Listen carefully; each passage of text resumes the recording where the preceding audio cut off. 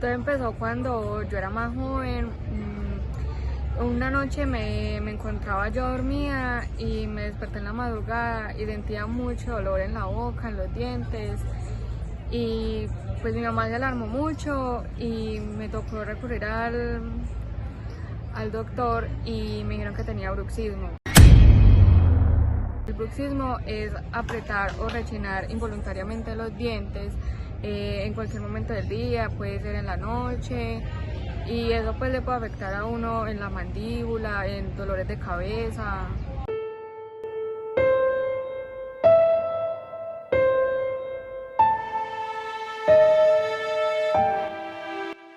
Bueno, Valentina, cuéntame, ¿cómo estuvo tu proceso con el bruxismo? Bueno, lo primero fue acudir al doctor, manejar mucho el estrés, comer muy saludable y dormir súper bien, y más que todo eso para poder manejar como todo ese tema. Bueno, Valentina, me alegro mucho que hayas como terminado ese proceso y que ya te sientas mucho mejor.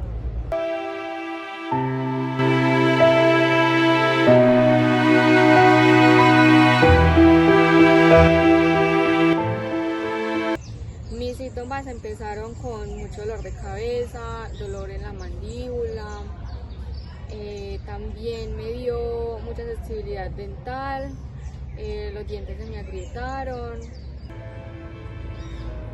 Valentina sufre de esta enfermedad hereditaria. ¿Será que esta enfermedad tiene cura?